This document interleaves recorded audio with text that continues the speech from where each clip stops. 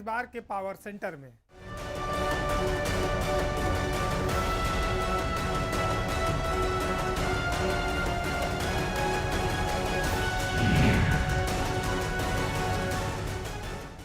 लखनऊ विकास प्राधिकरण के कारनामे भी निराले हैं। इंजीनियरों पर वैसे भ्रष्टाचार के आरोप लगते हैं, अवैध निर्माणों की भरमार है, बहुत बड़ी फौज है अफसरों की। अब ताज़ा मामला इतना रोचक है कि आप सुनेंगे तो दांतों तले उंगली दबा लेंगे।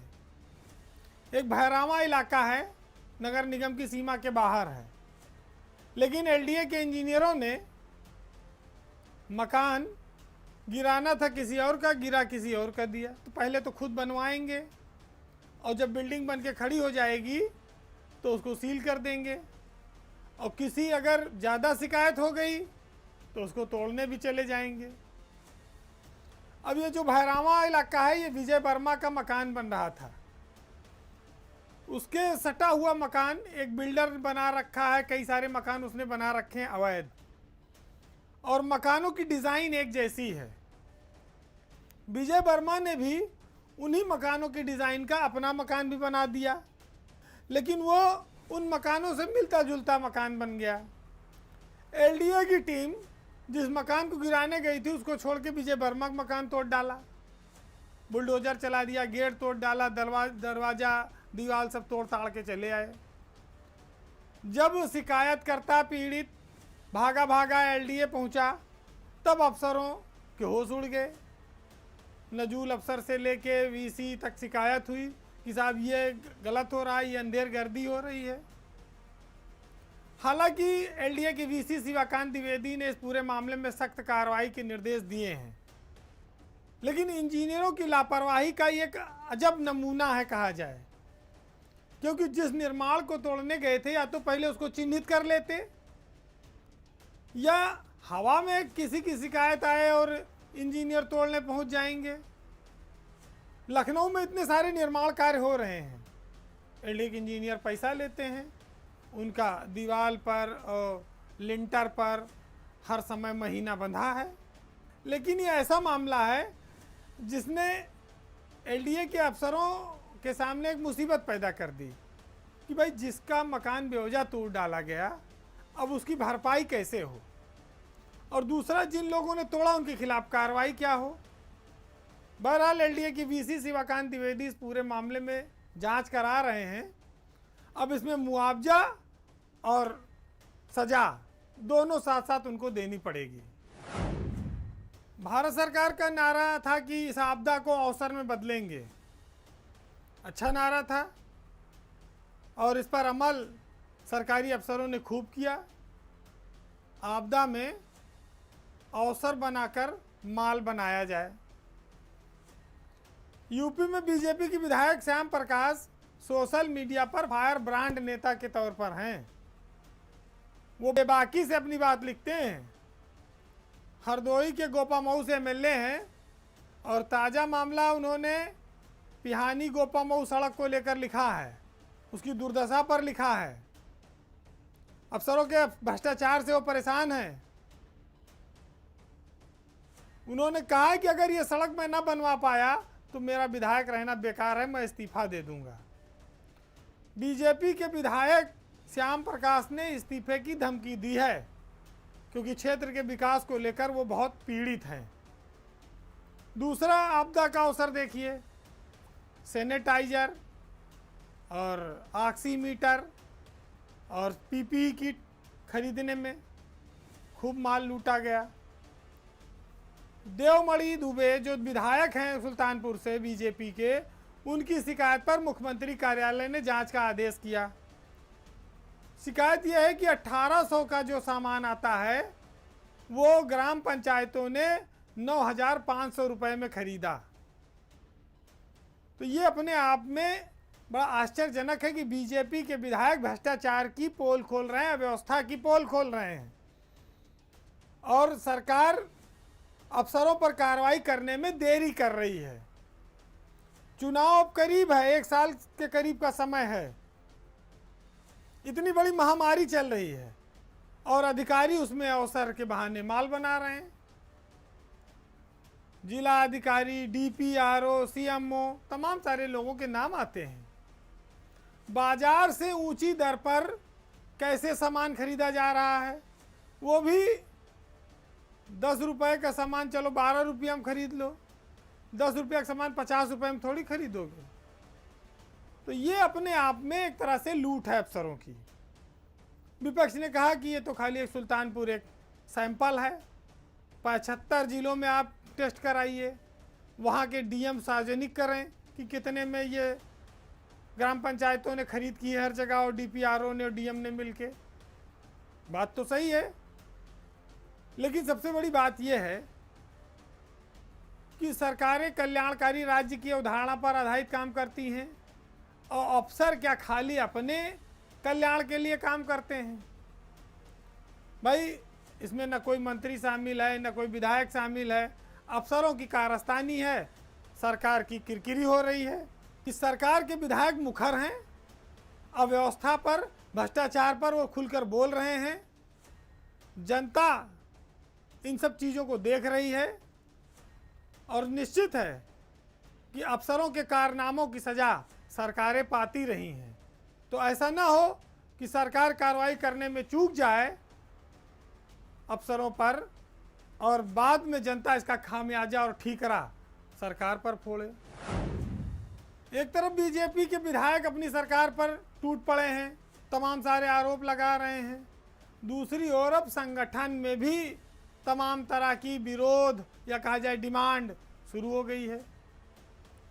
बीजेपी में एक परेशानी और थी कि वो ब्राह्मण और दलित उससे नाराज होते जा रहे हैं। लगातार जो घटनाएं हो रही हैं लॉ एंड ऑर्डर से जुड़ी हुई, ब्राह्मणों के उत्पीड़न का मुद्दा हो, दलितों के उत्पीड़न का मुद्दा हो, बलात्कार, हत्या, तमाम सारे मामले आ रहे हैं। अब कायस्थ समाज भी बीजेपी से नाराज बताया जा रहा है, और नाराजगी उसने दिखाई है पूरे लखनऊ में बीजेपी के खिलाफ पोस्टर लगाकर। ये पोस्टर अखिल भारतीय कायस्थ समाज द्वारा लगाए गए हैं। अच्छा, पोस्टरों ने बीजेपी को बड़ा तंग किया है।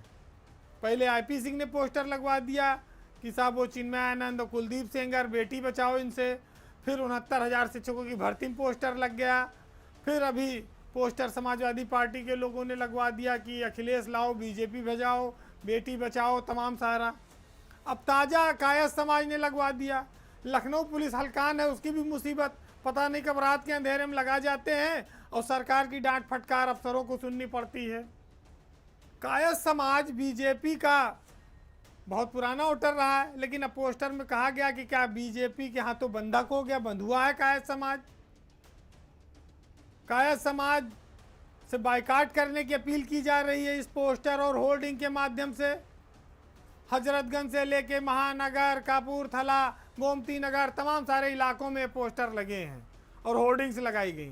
पुलिस ने रातों रात डंडा लगा के, सीढ़ी लगा के इसको हटाया, किसी तरह जान बचाई। लेकिन पोस्टर हटाने से क्या समस्याएं हट गई या डिमांड हट गई? बीजेपी के प्रदेश अध्यक्ष सत्येंद्र देव सिंह की जो नई टीम घोषित हुई है, उसको लेकर ये नाराजगी है कि कायस्थ समाज का कोई भी इसमें पदाधिकारी नहीं बनाया गया, जबकि पूरा का पूरा वोट बीजेपी में जाता है। कायस्थ का एक बड़ा वोट बैंक है, ये बात सही है।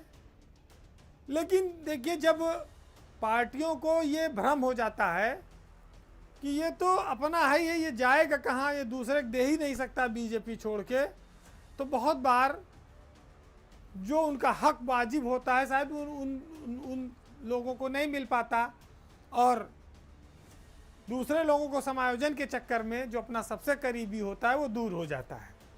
लेकिन संगठन में जो लोग लंबे समय तक हैं, भाई आप मालपुआ न खिलाओ, चूरन चटनी ही सही, ना सरकार में मलाई दो, तो संगठन में ही कुछ पद रहा है तो कम से कम सम्मान, नाम, मोहल्ले में, रिश्तेदारी में बतावे तो रहे कि हाँ ये भी फला पार्टी में पदाधिकारी हैं, इनका भी थोड़ा सम्मान रखो।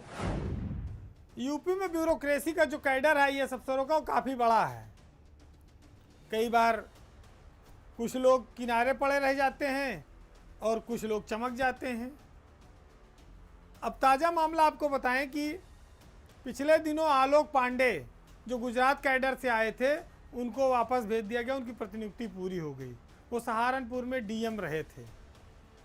इसी तरह से आकाशदीप जो लखीमपुर में डीएम थे, यहाँ पंचायती राज डायरेक्टर थे, उनको वापस भेज दिया गया उनके मूल कैडर में।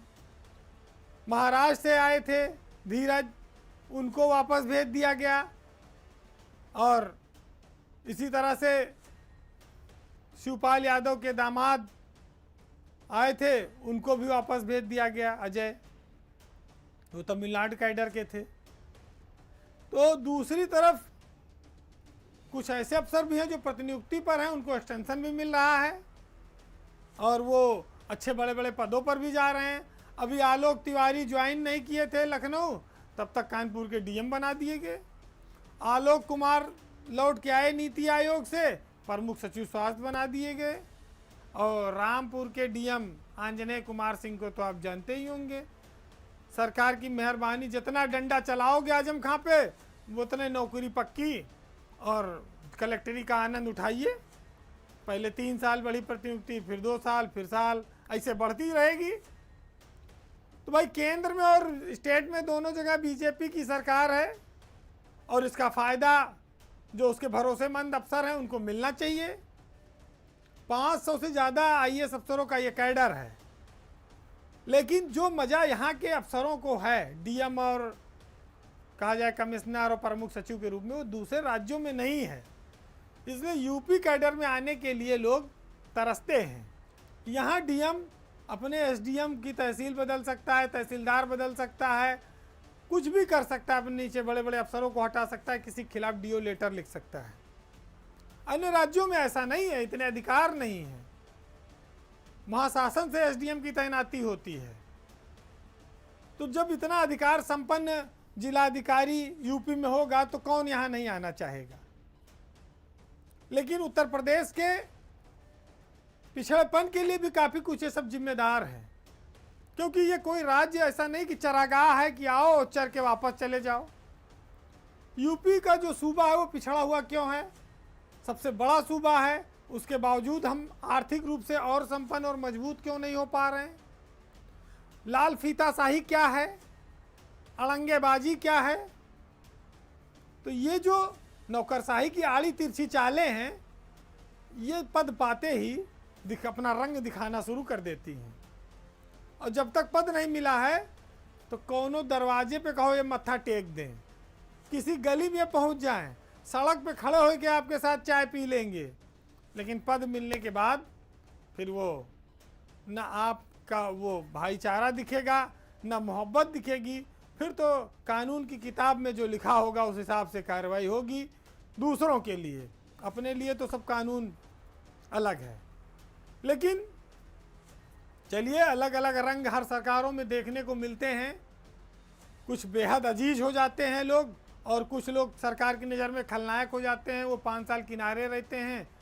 जैसे डॉक्टर हरिओम को आप ले सकते हैं, सरकार ने 3.5 साल से उनकी सुधि नहीं ली, वो किनारे पड़े हुए हैं। जबकि उत्तर प्रदेश के कई बड़े जिलों में वो डीएम रहे हैं, संगीत प्रेमी है, अच्छा व्यवहार है, लेकिन अब चूँकि सरकार की नज़रों में वो खलनायक हैं। और कुछ लोग ऐसे हैं जो दूसरे राज्यों से आए हैं, वो एक बार पाए तो जिला लेकिन जमे नहीं। ब्रह्मदेव राम तिवारी कानपुर से उनको संट कर दिया गया है उद्यान में विशेष सचिव बनाकर। अब देखिए कितने दिन उनका नौकरी यूपी में बची है। उनकी पत्नी भी यहाँ आईएएस है। यूपी में रंगीन मिजाज अफसरों की कमी नहीं है। महिलाओं के साथ संबंधों को लेकर तमाम सारे अफसर कई बार चर्चा में रहे हैं। एक ताज़ा मामला और आ गया है। एक युवा आईपीएस अफसर जो सीबीआई में तैनात थे, उनकी बीवी ने ही उन पर आरोप लगाया है कि उनकी बहुत सारी महिलाओं से संबंध है। ये अफसर हैं 2009 बैच के अखिलेश चौरसिया, यूपी कैडर के आईपीएस हैं। इस समय सीबीआई में तैनात थे। जब ये शिकायत हुई तो उस समय वो सीबीआई चंडीगढ़ ब्रांच के हेड थे और उनकी पत्नी ने देश के गृह मंत्री से चिट्ठी लिखकर शिकायत की कि उनके पति के तमाम महिलाओं से अवैध संबंध हैं और वो इससे बहुत ज़्यादा मानसिक रूप से प्रताड़ित हैं। अब पहले बताते हैं कि अखिलेश चौरसिया प्रतापगढ़ में एसपी रहे, फिर लखीमपुर में रहे, फैज़ाबाद में रहे, झांसी में रहे, एटा में रहे, कई सारे ज़िलों के कप्तान रहे। उसके बाद वो प्रतिनियुक्ति पे चले गए। बताया जाता है कि जब वो झांसी में एसएसपी थे तो वहाँ पर उनकी एक आईएएस अफसर की पत्नी से कुछ उनकी जान पहचान हो गई। जान पहचान ऐसी हुई कि आईएएस का अपनी पत्नी से तलाक तक की नौबत आ गई। अखिलेश चौरसिया की पत्नी ने कई बार इस मामले में झगड़ा किया, घर में पंचायत हुई, रिश्तेदार जुटे और चौरसिया ने लिखित रूप से अपनी पत्नी से माफ़ी मांगी हलफनामा देकर, लेकिन कहते हैं कि बाज नहीं आए। उनकी बीवी का ये आरोप है। और एटा में भी उनके मामले खुले और कई जगह उनके मामले खुले। पत्नी भी केंद्रीय सेवा की अफसर है, कितने दिन बर्दाश्त करती। फिलहाल केंद्रीय गृह मंत्रालय ने उनको तुरंत चंडीगढ़ के ब्रांच हेड पद से हटा दिया है। अखिलेश चौरसिया को बहुत जल्द वापस उत्तर प्रदेश भेज भी दिया जाएगा। उनकी प्रतिनियुक्ति समाप्त कर देगी सरकार। लेकिन सवाल ये उठता है कि पुलिस का अफसर अखिलेश चौरसिया क्या कोई पहला अफसर है जो अपनी रंगीन मिजाजी को लेकर चर्चा में आया? अरे भाई, आप वैभव कृष्णा को भूल गए, जिनका फोटो वीडियो सब लोगों ने देखा था, पूरा उसमें नग्नता के साथ। और इससे पहले भी कई सारे और लोग आए हैं, लेकिन बहुत कम ऐसे अफसर हैं जिनकी पत्नियां अपने पति के खिलाफ मोर्चा खोलती हैं या अपने पति की कारस्तानी या कारगुजारियों को उजागर करती हैं। समाज में हर तरह की समस्याएं हैं, लोग हैं। प्रेम मोहब्बत पे कभी पहरा नहीं रहा, लोग छुपा के करते हैं। शादी से पहले तक जायज़ माना जाता है, शादी के बाद वो नाजायज़ होता है। विवाहित व्यक्ति के लिए ये सब करने की अनुमति नहीं है। और अपने समाज में ये कहा जाता है कि भाई अगर कर भी रहे हो तो कोई जाने ना, छुप छुपा के करो। यहाँ लोग इस तरह की बातें करते हैं, लेकिन वो भी जायज़ नहीं है। अखिलेश चौरसिया जैसे युवा आईपीएस अफसर से ये उम्मीद नहीं थी और उनका भांडा फूट गया। और एक नहीं, 20 महिलाओं के साथ उनके ऊपर आरोप उनकी पत्नी ने लगाए हैं। अब सरकार देखे, उनकी पत्नी ने मुख्यमंत्री से भी, यूपी के चीफ सेक्रेटरी से भी, प्रमुख सचिव गृह से भी, तमाम जगह अर्जी भी लगाई है इसकी। सबको ये कापी मौजूद है। बीजेपी की सरकार ये कहती है कि हम बहुत पारदर्शी सरकार हैं, भ्रष्टाचारियों के खिलाफ हैं, लेकिन राज्य पेयजल स्वच्छता मिशन में भाजपा नहीं बसपा राज चल रहा है।